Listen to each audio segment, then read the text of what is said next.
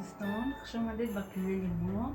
امروز ما در نوار طرز تیار نمودن یک نمود پیراگ رو به شما نشان میدهیم و ما لازم است آب،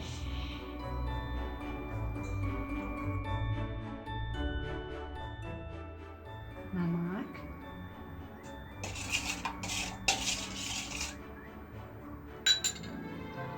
دو دانه تخم،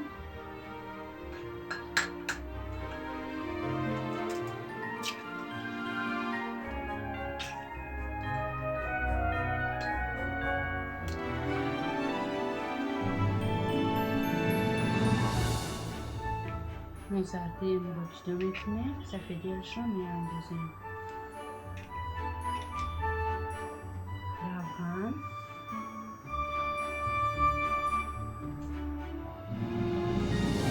قیماق،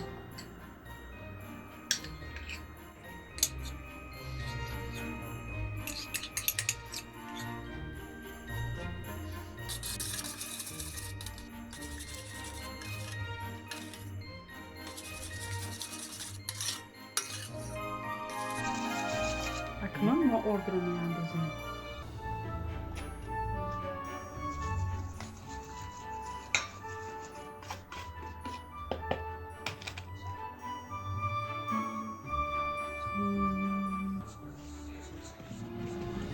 این خیلی ما خمیر رو شوریدیم، اکنون رو دو تقسیم میکنیم.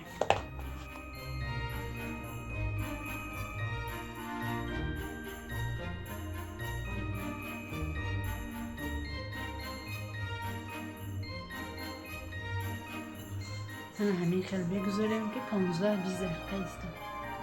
اکنون تا روی گرفتن خمیر ما فرش را تیار میکنیم.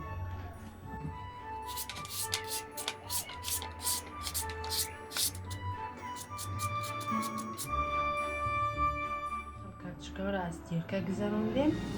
اکنون پیاز را ریزه میکنیم. ما پیاز را تند ریزه میکنیم.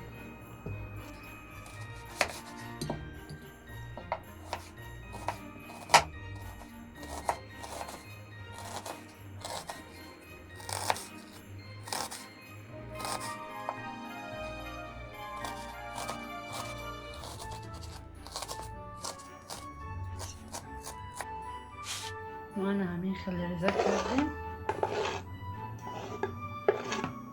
اکنون سسکه را ریزه میکنیم.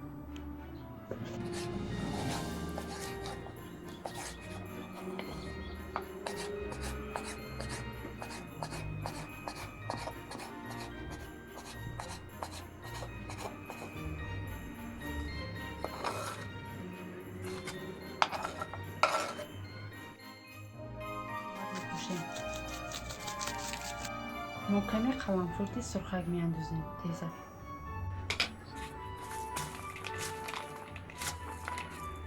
اکنون بعد از 15 دقیقه ما خمیر رو تند میکنیم.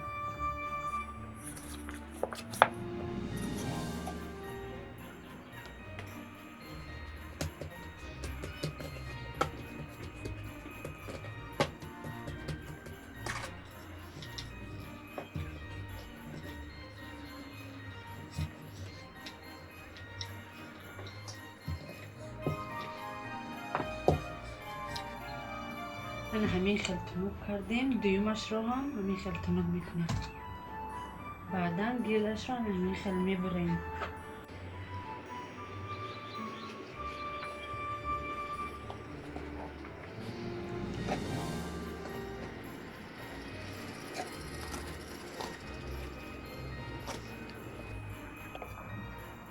همین خیلی ما در دست میمونیم.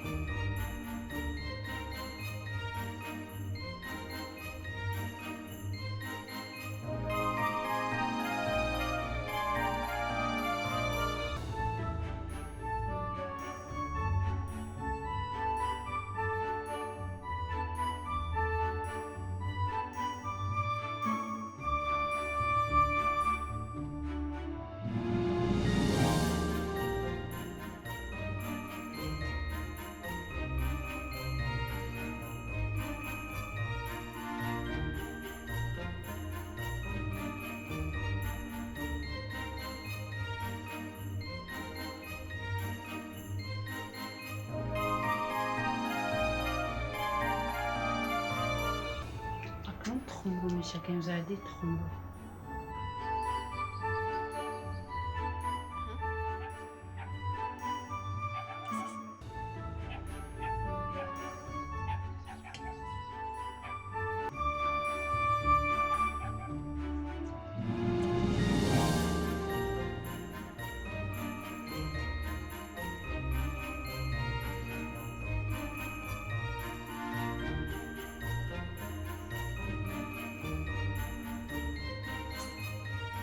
انا همین خیلی تیار کردیم، با مدت نیم ساعت در تفدان میگذاریم.